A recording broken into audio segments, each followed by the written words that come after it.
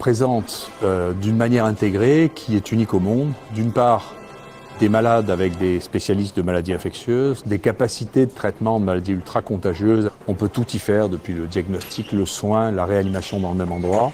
On a investi plus de 25 millions d'euros dans l'achat de machines technologiques extraordinaires. Il y a des domaines dans lesquels on a le meilleur équipement au monde, en microscopie, en génétique, en protéines, en culture, qui sont uniques. On a probablement le plus gros laboratoire européen de culture de microbes dangereux. Et à côté de ça, on a un énorme laboratoire diagnostique où on reçoit plus d'1 million de prélèvements par an. L'IHU produit plus de 700 publications internationales par an, une partie majeure de la production scientifique dans le domaine de la microbiologie et des maladies infectieuses en France. Le bâtiment a été conçu pour assurer un haut niveau de sécurité. Les portes sont équipées de serrures à carte, les locaux sont sous vidéosurveillance permanente, 2 agents de sécurité sont présents 24 heures sur 24 sur site, et ce personnel de sécurité est en contact direct avec les services de police par un boîtier Ramsès. La sécurité des agents et visiteurs est également optimisée. Les zones marquées de poissons de couleur rouge au sol ne sont accessibles qu'aux personnes vêtues d'une blouse, alors que les zones marquées de poissons de couleur verte sont accessibles sans équipement spécifique.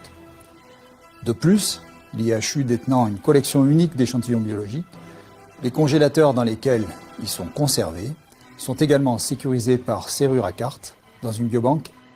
Avec l'ensemble des techniques de sérologie, de biologie moléculaire et de culture, ainsi que les caractérisations par Malditoff, de diagnostiquer l'ensemble des bactéries, des virus, des champignons microscopiques et des parasites qui sont responsables d'infections chez l'homme, ainsi que l'ensemble des micro-organismes qui participent à nos microbiotes.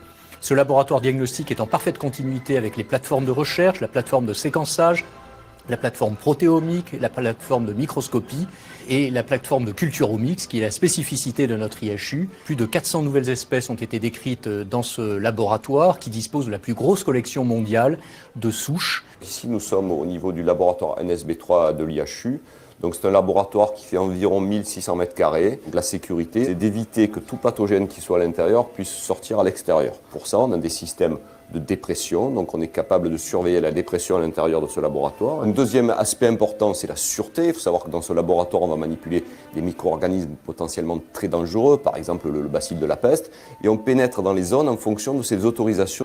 Nous avons une unité de 25 litres d'isolement de très haut niveau de sécurité que nous pouvons graduellement activer pour traiter des maladies hautement contagieuses comme Ebola. L'unité est équipée d'échographies permettant de faire de l'imagerie au lit du patient. Nous prenons en charge les enfants et les adultes, y compris ceux qui ont besoin de réanimation, avec nos collègues pédiatres et réanimateurs. Un mini-laboratoire de niveau de sécurité 3, ultra équipé d'instruments les plus modernes, est intégré dans cette unité. En cas de nécessité, nous avons la possibilité d'utiliser des sarcophages pour pouvoir transporter ces patients hautement contagieux. Le professeur Raoult est le scientifique le plus cité dans le monde dans le domaine des maladies infectieuses. Avec ses collaborateurs, il a trouvé un tiers des microbes qui infectent l'homme découverts depuis le début de la microbiologie mondiale.